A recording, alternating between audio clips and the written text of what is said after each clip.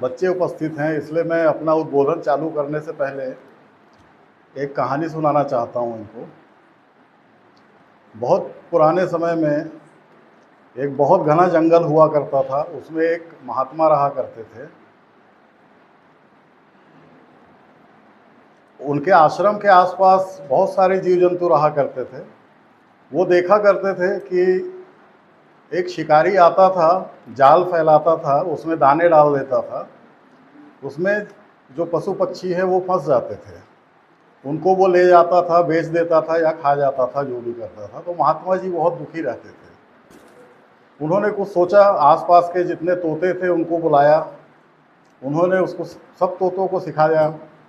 शिकारी आता है, जाल फैलाता है, दाना डालता है, लालच में नहीं पड़ना चाहिए, जाल में नहीं फंसना चाहिए। एक सप्ताह में सारे तोते सीख गए और वही गाना गाते रहे वो। महात्मा जी को लगा अब ये सीख गए हैं, अब अच्छा होगा। 3 दिन बाद उन्होंने देखा कि तोते जाल में फंसे हुए थे और शिकारी उनको उठाकर ले जा रहा था, और वो अब ताल के अंदर भी वो बोल रहे थे, शिकारी आता है, जाल फैलाता है, दाना डालता है, लालच में नहीं पड़ना चाहिए, जाल में नहीं फंसना चाहिए। ये कहानी मैंने बच्चों को क्यों सुनाई कि हम जो भी शिक्षा ग्रहण करते हैं उसे तोता रटंत की तरह ना करें, उसको व्यवहारिक रूप से अपने जीवन में अपनाएं, उसको दिल से सीखें। तो जहाँ भी ज्ञान की बातें मिलती हैं उसे ध्यानपूर्वक सुने और उस पर अमल करें। ये बच्चों के लिए है। आज बाबा साहब की जयंती है, तो इस अवसर पर मुझे आमंत्रित करने के लिए मैं आप लोगों को धन्यवाद ज्ञापित करता हूँ। और ऐसा आग्रह आया था कि मैं टाल नहीं पाया, वरना मेरे साथी न्यायाधीशगण सारे 3 दिन की छुट्टियां हैं तो सब अपने अपने घर गए हुए हैं। कोशिश मेरी थी कि उन्हें भी लेकर आऊं। हम संविधान की बात करते हैं, संविधान में हमारे सारे अधिकार सुरक्षित हैं, संविधान के अंतर्गत सारी चीज़ें हमारी सुरक्षित हैं। अभी जैसा कि डायरेक्टर साहब ने कहा कि अंबेडकर जी ने हमारे लिए इतना कुछ किया, हम उनके लिए क्या कर सकते हैं। तो यही कॉन्सेप्ट लेकर मैं आज आप लोगों के बीच में उपस्थित हूँ कि हम अपने अधिकार की बात तो करते हैं, क्या हम कभी अपने कर्तव्य की बात करते हैं, या बात करते भी हैं तो उपेक्षा कर देते हैं कर्तव्यों की।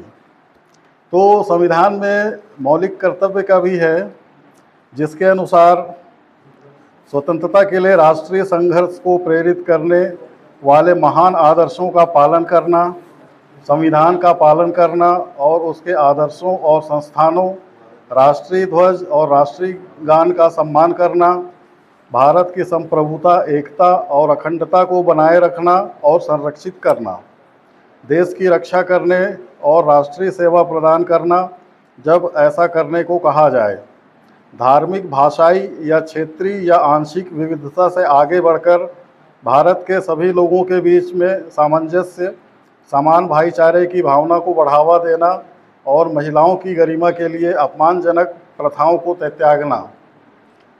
ये हमारे मौलिक कर्तव्य हैं जो संविधान में दिए गए हैं।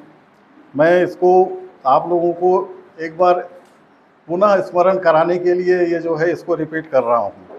देश की समग्र संस्कृति की समृद्ध विरासत के महत्व को समझना और संरक्षित रखना, जंगलों, झीलों, नदियों और वन्य जीवन सहित प्राकृतिक पर्यावरण की रक्षा और सुधार करना और जीवित प्राणियों के लिए करुणा रखना, मनोवैज्ञानिक मनोवृत्ति, मानवतावादी विचारधारा का विकास और जांच और सुधार की भावना विकसित करना।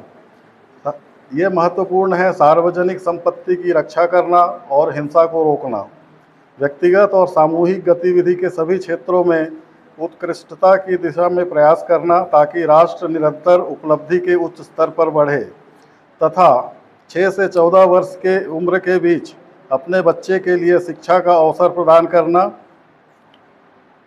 यह कर्तव्य 86वीं संवैधानिक संशोधन अधिनियम में 2002 में जोड़ा गया है।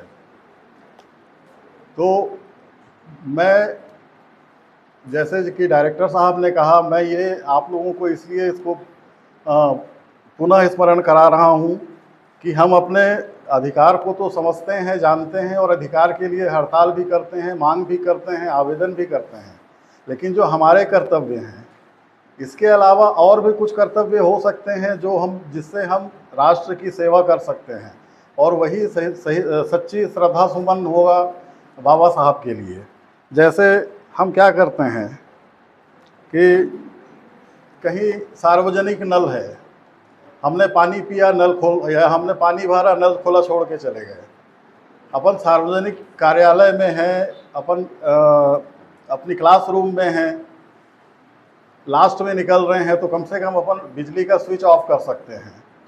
ये सब बहुत छोटे छोटे कर्तव्य हैं, और संविधान की मंशा के अनुरूप, मैं चूंकि न्यायालय से हूँ इसलिए एक जानकारी से आप लोगों को अवगत कराऊंगा कि न्याय सबको मिले, न्याय सबको मिले कहकर हमारे यहाँ विधिक सहायता केंद्र बना हुआ है कोर्ट में, कोर्ट परिसर में। जिस किसी को भी किसी भी तरह की कानूनी जानकारी प्राप्त करनी होती है या चाही जाएगी, वहाँ हर किस्म की हेल्प की जाती है कानून से संबंधित में। और निःशुल्क विधिक सहायता, जैसे किसी के पास एडवोकेट नहीं है, वकील नहीं है, किसी की जमानत नहीं हो पा रही है, तो वहाँ से उसको निःशुल्क वकील दिया जाता है। ये भी संविधान के ही मंशा के अनुरूप कार्य किया जा रहा है कि न्याय सबको मिले।